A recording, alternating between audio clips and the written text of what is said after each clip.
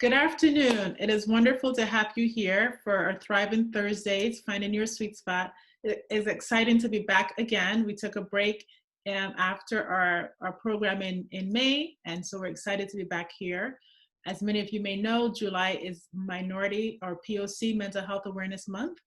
And so for POC Mental Health Awareness Month, we've brought back Thriving Thursdays with a twist.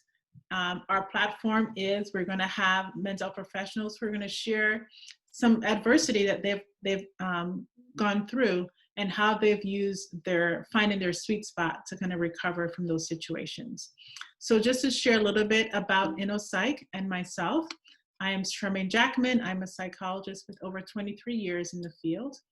I love talking about mental health, and I love how that intersects with talking about issues of diversity. My goal is really to disrupt racial disparities in mental health and really find and help connect people of color to therapists of color. And that's what I've done with our Therapists of Color online directory. It's a national database that really highlights the diversity in terms of language, skin tone, ethnicity, racial background. And we want you to have, when you go look for a therapist, that you can find someone easy and fast and who you can connect to. That's our mission with InnoPsych. In addition to the Therapists of Color directory, we also provide programming like this one where we talk about mental health issues. We talk about ways that we can heal as a community and as individuals, and we're really about promoting positive messages about mental health. So thank you for being here today. I'd love to introduce our guest, Dr. Maya McNeil, and she is a psychiatric nurse practitioner. She received her degree from Rutgers University and currently serves as the clinical director of nurse practitioner services at InnoPsych Telepsychiatry. She has a personal commitment to promoting optimal mental health for individuals across the lifespan, and she uses integrated holistic practices. We're so excited to have her here today. So Dr. Maya, thank you for being with us today. Thank you for having me. So anything that you want to share just in starting out, just tell us a little bit about what got you interested in mental health as a field and a little bit about your day-to-day work. Sure. So I entered nursing school back in 2006. I did not think that I had what it takes to be a nurse because I'm very afraid of blood and bodily fluids. But it just so happened that nursing, the heart of nursing is caring for people. And I've always been an encourager and someone who loved working with people and just a nurturer at heart. And so it actually was a perfect fit. Once I learned about mental health and about mental health patients and how marginalized but yet vulnerable that population was, I was instantly drawn. And so right out of nursing school, I started working with psychiatric patients. I earned my master's, my doctorate, and I've been able to practice as a nurse practitioner. In my day-to-day, I see patients across the lifespan. I do psychiatric evaluations, medication management. I prescribe medications. In my administrative role, I am a part of strategic planning, policy development, staff development, recruitment. And so it's a pretty dynamic work that I do. And I'm very grateful to be a person of color in that position to model and also empower others to also join us. To understand the role of a psychiatric nurse. Do you do therapy? Are you only prescribing medications? Can you break it down a little bit more for us? Sure. So our training is, it really has to encompass medication prescribing. Well, let's go back from the beginning. Psychiatric evaluation. So everything included in the DSM-5, which is our Bible for psychiatry. So we're trained both on the medication management end, to support the diagnosis and the treatment plan, but we're also trained in psychotherapy. Now we do get a foundation, but it's really our own responsibility to explore what modalities we'd like to incorporate in our practice. Some schools have a heavy psychotherapy component to their programs. Some are heavy on med management. So sometimes it will depend based on the school that you've attended, the kind of preparation that you end up with. Okay. Personally, I believe in both equally. And so we're bound by, insurance companies. So we don't have much time. A 20-minute med management visit, you can only do so much. But I always make sure to provide at least supportive therapy during those visits, because I feel like you can't just throw meds at people. You really have to understand the why and how they got in front of you. So in my practice, I do both. Nice, thank you. I think that's a question that I ask frequently when we have psychiatrists or psychiatric nurses like this, that idea of medication, and particularly in communities of color, there's a lot of stigma or hesitancy, to, taking medications. I have people that will say flat out, I'm not taking any medications. I'm like, I don't prescribe, so that's okay. So tell us a little bit about how you work with individuals and families. I don't know if you see children in your practice. So how do you work with them to help them understand why medication might be important in addressing their symptoms? I think, it's important to understand someone's belief system around medication, especially when there's resistance. So I really want to know the why. I want to know what's their experience. What have they heard? Maybe it's coming from bad experiences from family members. Maybe it has to do with a past addiction and not really understanding some of those mechanisms. So once I understand someone's belief system, then I want to offer education. And sometimes I break it down as simple as, if you have diabetes and you have a diagnosis, wouldn't you take your metformin? Wouldn't you take your insulin?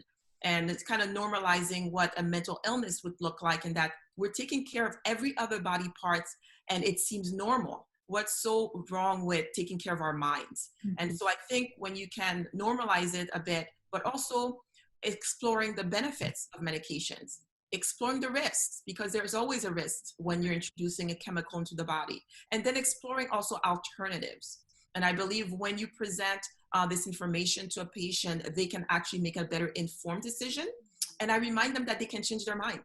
We will have to revisit the treatment plan. And sometimes it works well. Sometimes we have to try different things. And always, I tell patients there's no magic pill. And so I practice with a threefold model. There's the self, there's the right medication, and then there's the supportive therapy or the psychotherapy. For me, it takes a little bit of all three to really lead to positive outcomes. I can do my part. I certainly want my patients to do their part, and I want them to use the resources that we are affording them. Great, I love that model. I literally draw a circle, like a peace sign, and then I write it down. Self, medication, and therapy. And they're literally three equal parts, and they have to engage. Sometimes with patients where it's a little more frustrating because there's so much resistance, I'll tell them, I want to partner with you, but I can't work harder than you. You have to want this as much as I want. So I'll tell them their responsibilities and then my responsibilities, and how we can bridge the gap and work together. That's great. Thank you. Thanks for sharing that. And then one more question on this professional end. So how do you work with, say the client does have a therapist of their own? How do you navigate that relationship to make sure that you guys are all on the same page? So coordination of care is very important to me. I feel like there can even be splitting between what is being told to the prescriber and the therapist, or I might have a perspective of some things that I've learned, or I might have a patient who's not very forthcoming and I don't really know what's going on a psychosocial standpoint. So I make sure that there is communication. Typically, it's going to be on an as-needed basis, or if there is some barrier in treatment, because I find that if someone's been in a relationship with their therapist, the therapist knows a lot more than I do in my 20-minute med check, but I value the input of the therapist. It can be easier if the therapist is in the same healthcare system, but I don't find that it's a barrier if they're located, across town either. Great. Excellent. Thank you for sharing that. It's really, I just love hearing about different, even though we're all mental health professionals, we all have such different training and different philosophies that we bring to the work. Yeah. So I appreciate you sharing that. So I wanted to transition. I know, as we talked about, one of the quotes that has inspired me to even start this, the Thriving Thursdays was one of Maya Angelo's quotes. But I'm using a different one this month. And this one, it goes, she comprehended the perversity of life. And I'm like, okay, Maya, I had to go look at what perversity meant. She comprehended the perversity of life, that in the struggle lies the joy, right? In the struggle lies the joy. And I think it's such an apropos quote for this time where we are all experiencing just a significant change in how we live, right? How we carry about our day to day. And I think there's so often, for us, you know, you're living, there's going to be some struggle you have to experience, right? There's no doubt about that. So how do we go about finding joy? How do we find our sweet spot in spite of some of the adversities we might be experiencing? And so, you know, one of the things I'll ask you to share is if you can talk about a time where you had to deal with a struggle or something that was really some adverse event for you. And then how were you able to find yourself through that again? Sure. So for me, I don't have to look too hard because I lost my spouse last year, March 2019. He died in his sleep. So very unexpected death. My 12-year-old daughter actually found him. And 5 o'clock in the morning, rushed to me and woke me up with the words, "Mommy, mommy, I think daddy's dead." Wow. And talk about trauma, right? Wow. So, you know, from one day to the next, your life is literally, as you know, it has been altered, your foundation has been shaken. You know, we had 4 daughters. So from one day to the next, like March 25th, you know, is the day for us. And I am a workaholic. I'm always on the go, go, go. I'm passionate about what I do. I'm a psych NP, but I teach also, and I'm involved in various things in my community. So for me, I had to stop. And I didn't know how to stop. I didn't know how to take care of myself in a way, the way that I teach my patients. You know, I have my little self-care routine. I go to the spa, you know, I journal, but, you know, when you're hit with such adversity, you know, how can you run at the same speed when you've been injured? And it was an emotional injury. And I really had to seek wise counsel, actually, and people who I know have my best interests at heart were able to speak truth in my life. But I had to receive it. And 7 months later, it took me a while, I started slowing down work, taking less engagements. And I was seeing my therapist a month after he passed away.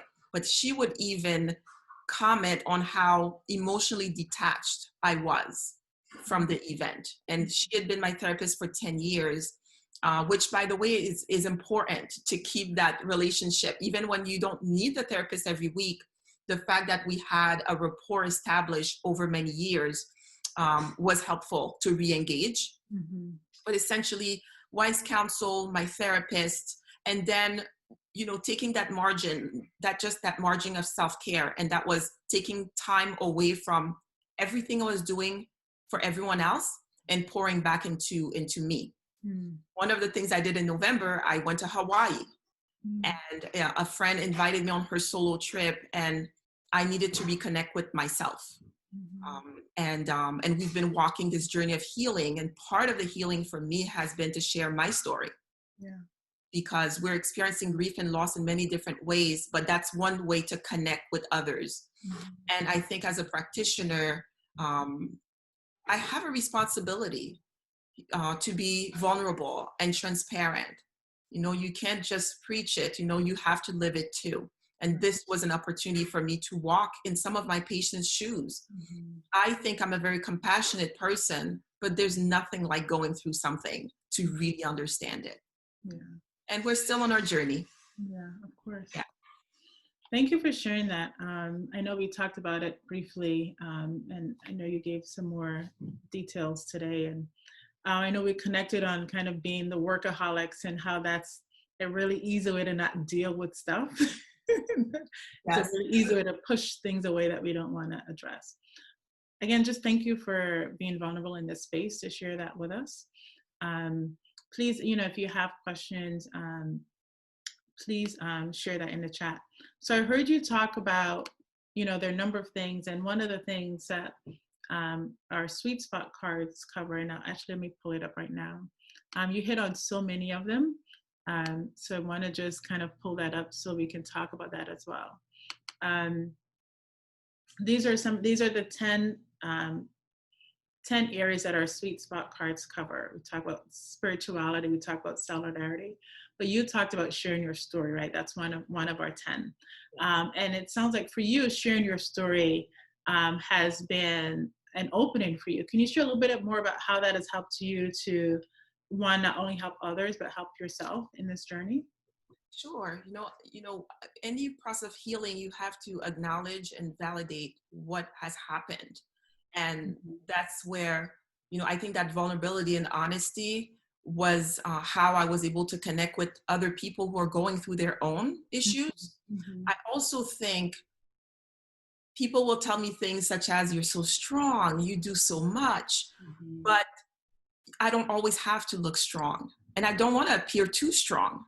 And I'm raising 4 daughters, and I want to make sure that they value every aspect of who I am, and I can mirror a healthy balance approach to life.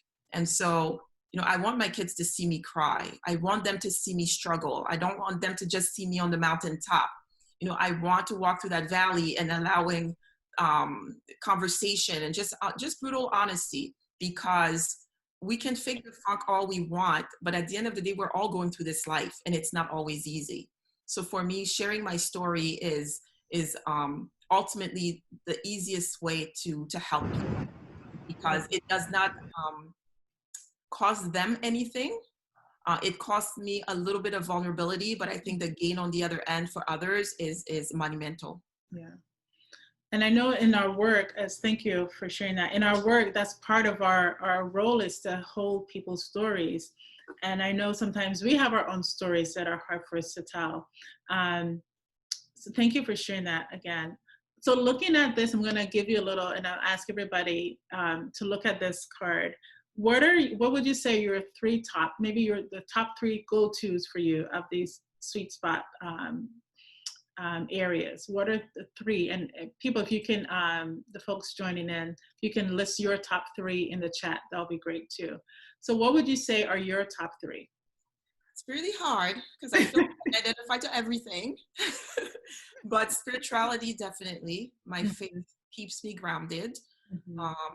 And I would say sweat.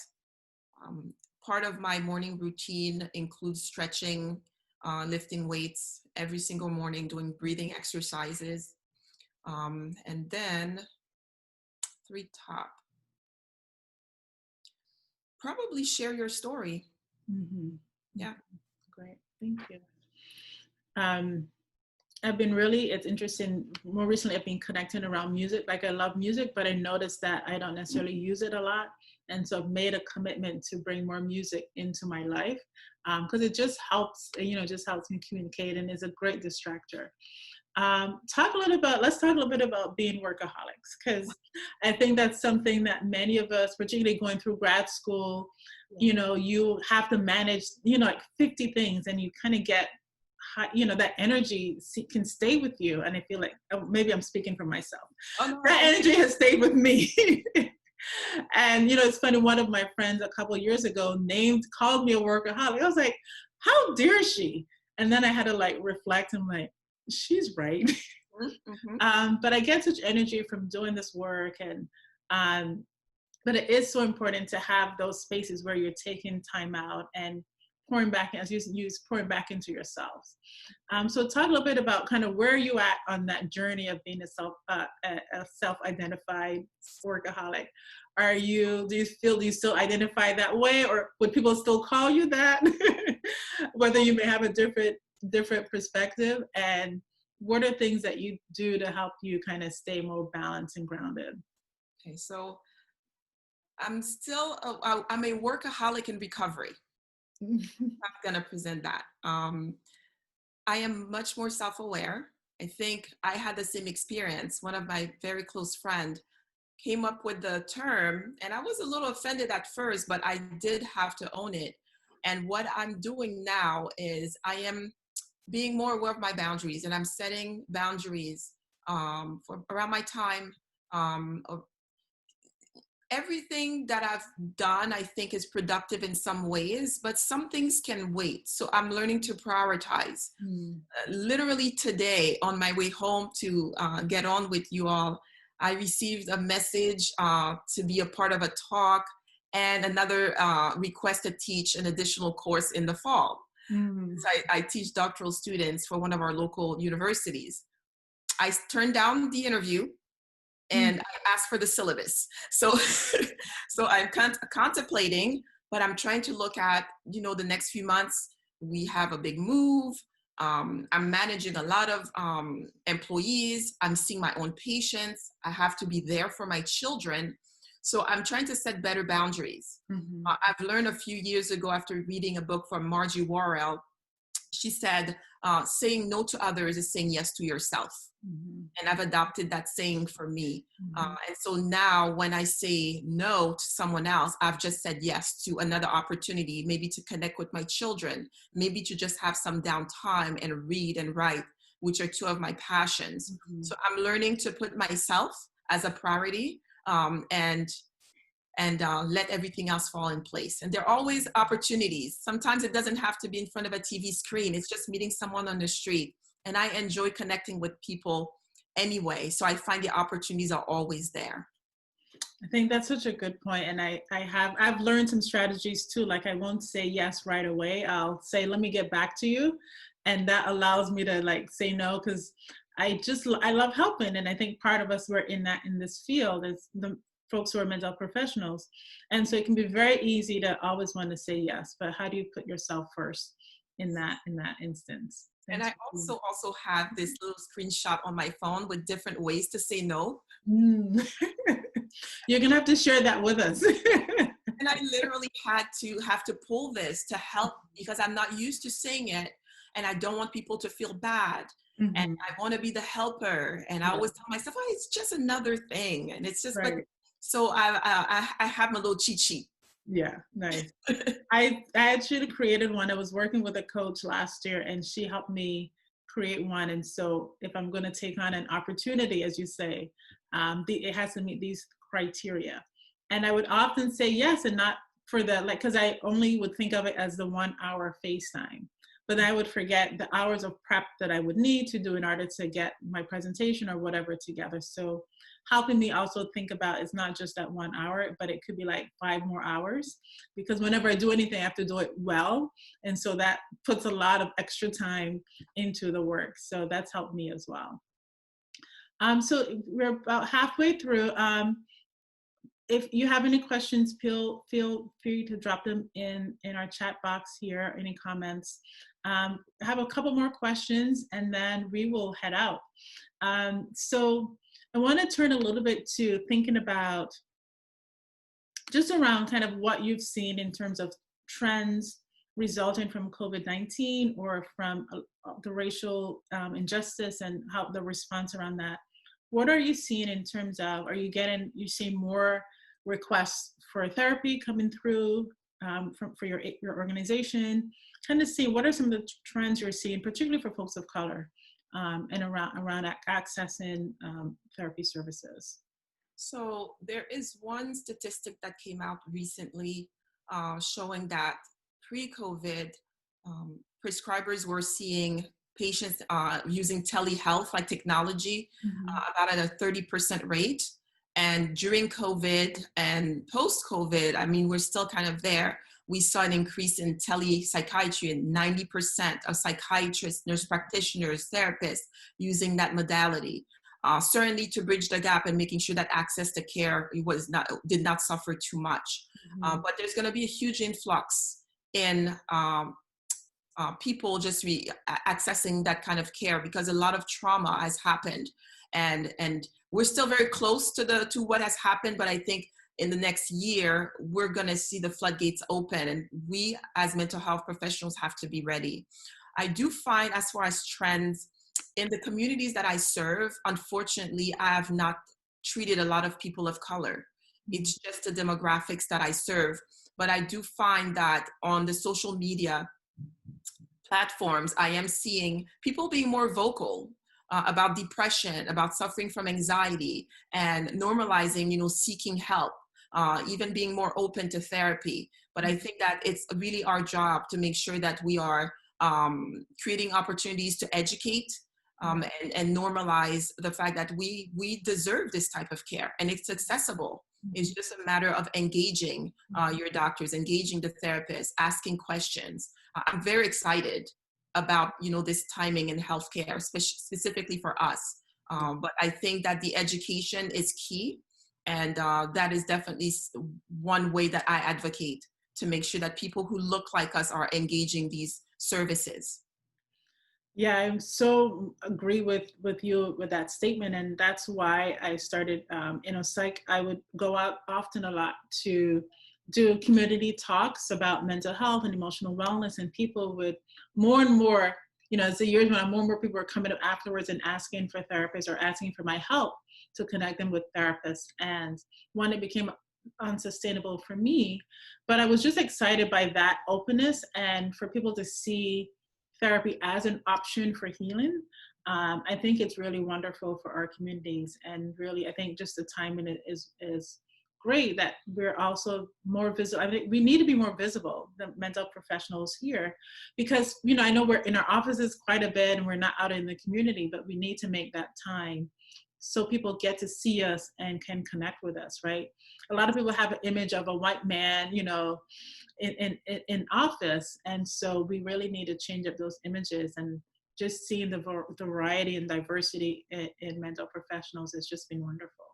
I'll tell you, at times when patients are scheduled with me, some have been transparent enough to tell me they thought I was going to be someone very different. Because when you hear Dr. McNeil, you don't really know what you're getting. Right. Hopefully they're okay with that. We have a question. What areas do you feel mental health practitioners need to be prepared in? What areas? Mm-hmm. Well, can you expand a little bit on the question? Siobhan, that question's for you. Do you want to give us some more context? You can unmute.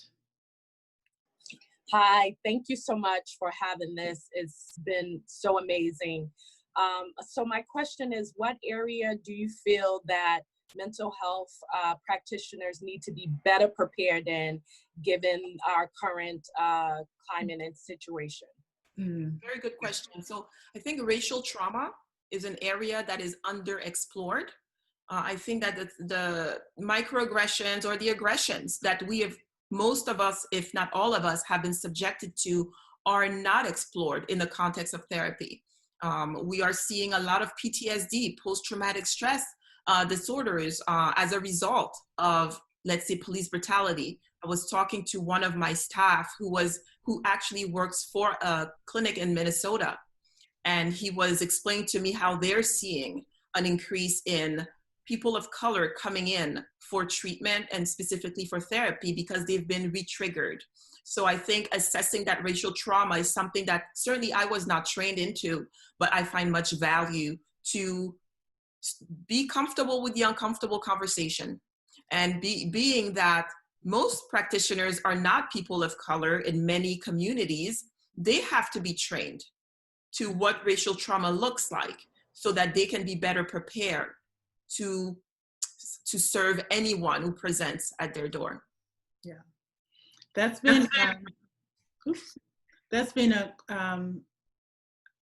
an issue I've been very vocal about, and it's quite upsetting that our field, particularly, I'll speak to psychology in particular because that's the field I know, they have not really done a great job in making people be prepared in understanding cultural diversity. You people, particularly in Massachusetts, you're not required to take any continuing education around cultural diversity, and that's for most states. I think there are only 5 states that require cultural diversity as part of your ongoing continuing education for your license renewal. And so that's something I want to make a change on. But I've been very vocal. I had this discussion in our listserv recently about how to address bias, and that comes up in the therapy session. And people were saying, oh, well, it's not related to what the client came in, so I wouldn't address it. I'm like, don't hide behind our therapeutic stuff to let hate continue in your session. Like, there are other things you would call a client on, so let's not pretend that this is something that you can't do in a session. So I've been really vocal about that. The courageous conversations. Mm-hmm. And yeah, that's our training, right? We're trained to help people through struggles. So You can choose which struggle. right, exactly. All right, I have one more question for you, and it's if you can share a healing practice or a technique that you found to be helpful for individuals, but also for communities. I'd love to hear any thoughts that you have about that. Oh, sure. So for individuals and communities, I will focus more on people of color. I find that faith and the church, for many, is a place where they find comfort. So for me personally, prayer and meditation and incorporating mindfulness into that has been very helpful and grounding. And I encourage patients to use their faith practice as part of their healing journey.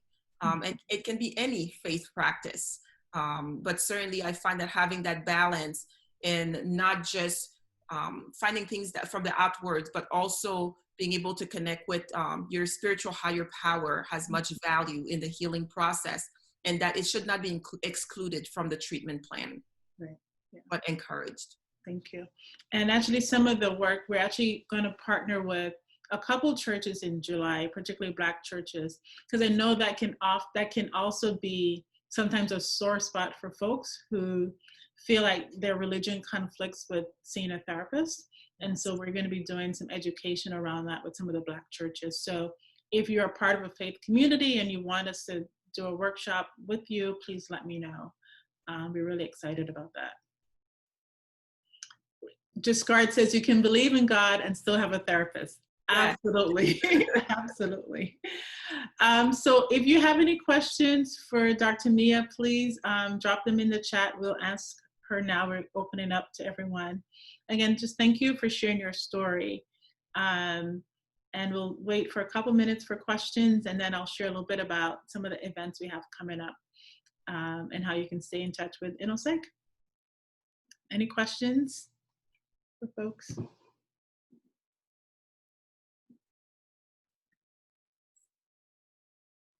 Okay. Any events or any things you have coming up? I know you're working on a blog that when is that gonna launch? So we're hoping to launch in August. Mm-hmm. And once I have that information, I'll certainly share that with you.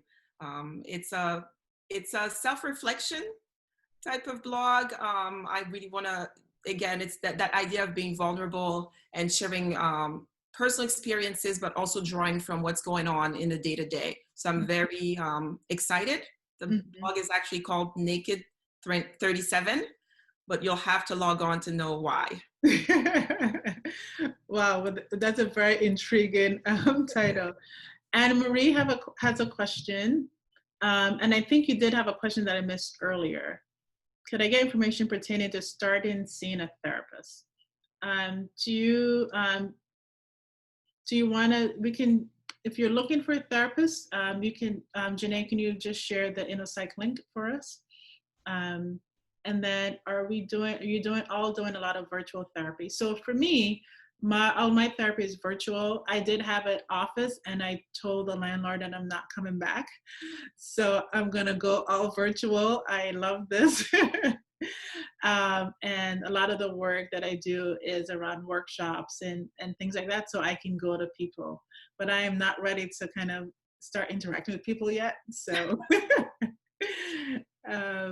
So same for me. I'm doing 100% telepsychiatry visits, and that's the way it's going to be in the future. Mm-hmm. Great. We have a couple more questions. People are getting warmed up now. Discard has a question. How has the talk in quotes with your daughters gone in relation to increased police brutality amongst our people? So thank you for that And question. have you had the talk, I guess, too? So we have, my oldest daughter will be 20 in a couple of months, and she's very into the politics. So she's the one who keeps me up to date. And we've had to have many conversations around police brutality and how to remain safe. And for them, it's particular. My husband was a deputy police chief. So he had been in law enforcement 30 years when he died. So my kids have been around police and around police work, So they've seen both sides. They've seen the good, and then they've seen what we know about. So they're clear about the fact that there's good people in every field and there's less nice people in every field. So we try to not condemn the police as a whole, but calling what is wrong, wrong. And they understand, but I think it's still hard to process. I'll give you a quick personal story. They were walking the dog a couple weeks ago, and a police car passed on our street. And my youngest, my 12-year-old, thought to herself, oh my gosh, I hope he does not turn around. Sure enough, he turns around, and he stops by them. And immediately they felt scared, and rightly so. Come to find out, it was one of the local cops who had responded when my husband passed. He had not seen the kids in the past year. So he wanted to know about how they were doing, how I was doing. So it turned out to be a positive encounter, but it is very sad to know that when you now encounter the police as a Black or brown person, that you have to feel unsafe before knowing that it's okay. So it's an ongoing conversation for us. Yeah, there's so much, I think, I always talk about that as an example of racial trauma.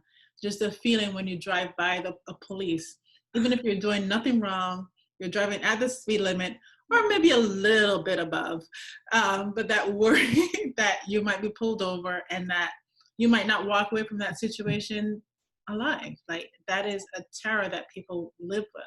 Yes. On a day-to-day basis. There's another question connected. How can you share anything about how you have helped your daughters cope with the loss of their father? Sure. We talk a lot about him. I made it clear from the very beginning that he would never be a taboo. His name would never leave the earth. And I really made sure that they felt safe, like emotionally safe, when they were ready to just talk. Some of my kids did not want to see pictures. Some did not want to hear his voice on, videos. Right. Some others felt it was comforting. So I really had to meet each of them where they were in their process, but always making sure that it was allowed.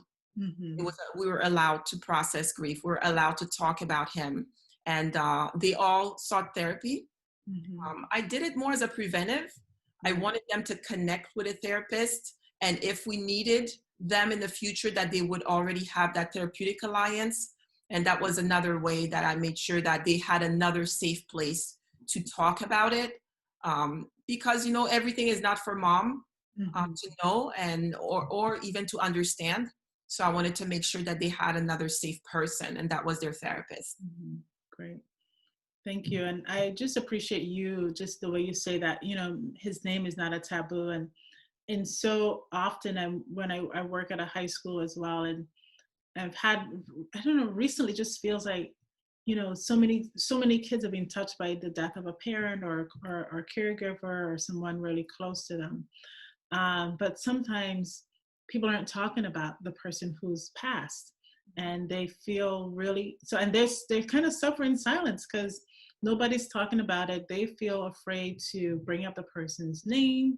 And I think that's the same thing. The parent is like afraid to bring up the person's name because it's going to trigger someone's grief, but you're grieving regardless. So you have to just kind of create that space. Yes. So thank you for sharing that. And we'll take one last question. What are some of the ways you are addressing racial trauma with clients of color? What are some of the modalities that you draw from? Good question. So again, unfortunately, with the demographics that I work with, I've not been able to work with people of color. I hope that will change. So I'm a little limited with answering that question because it's not been my reality. I work with patients in very, very rural Kansas. and a clinic where I cover in Minnesota, but that's not been my demographics. Yeah. I can share. So for me, it has definitely come up in my sessions with clients. Say all of my clients identify as either Black or of color. And it definitely comes up, and I give space in the session for people to talk about what they're experiencing. I have some teenagers, and some are, advocates and have gone on protests.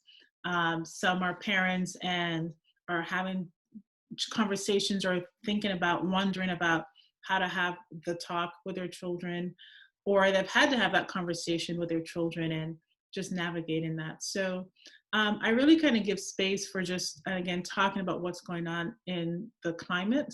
I think that's always something, because of the clients that I work with, it's important to create space for that. So oftentimes our first 5 minutes is just kind of like shooting the breeze. What's happening for you? What are your headlines?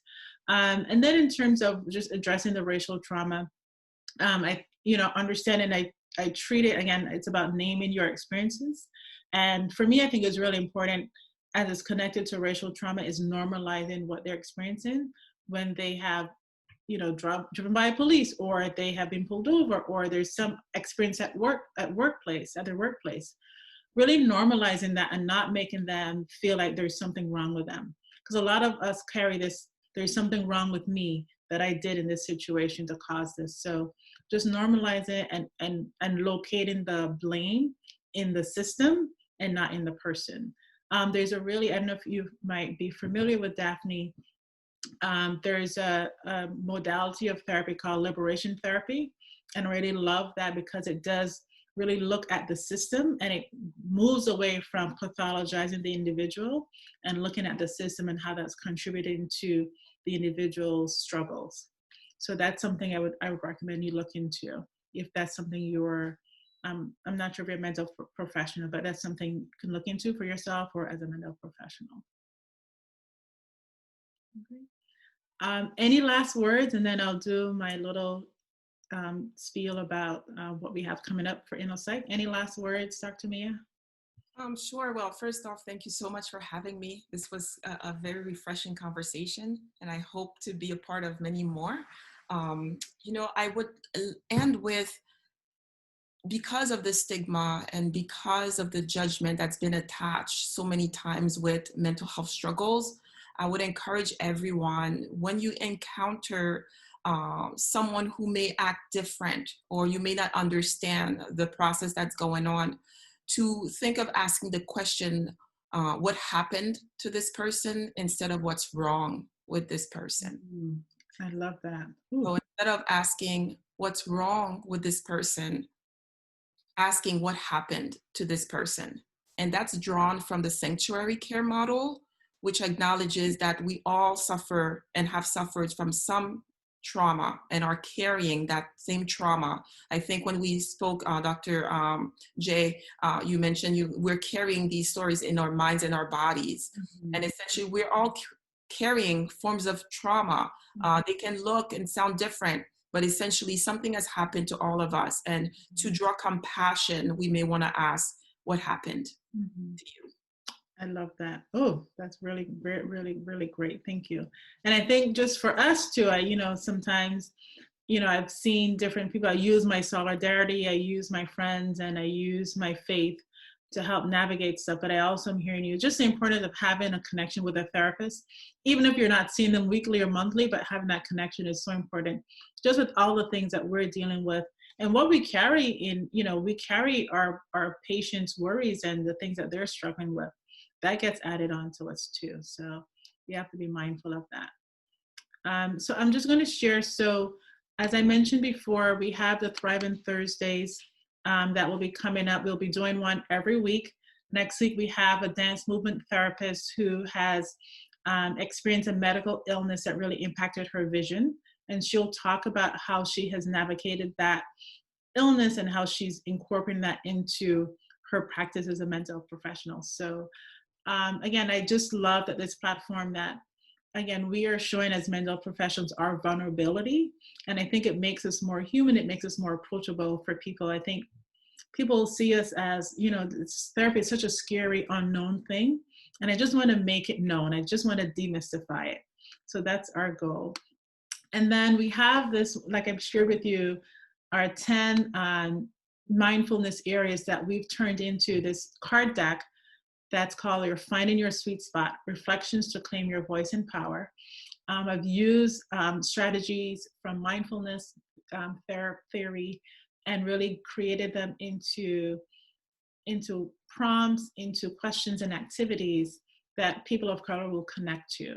And so if you're interested in ordering some, we do have a special code for folks who are part of our network. So it's summer 2020. And you can just go on our website, InnoPsych.com, pre-order. And just how you stay in touch with us.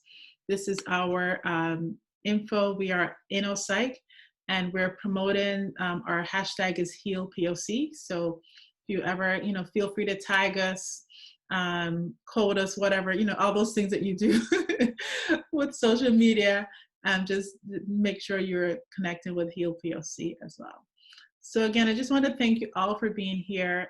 It is wonderful to have this network, and I'm excited I missed Thriving Thursdays in June. I did enjoy the self-care that allowed me not having one more thing. Jenna is laughing at me. But I really miss this, just talking with mental professionals and just seeing us through a different lens. And I think this is so valuable for our community. So thank you all for being here and for your support. And until next week, I will see you later. Bye.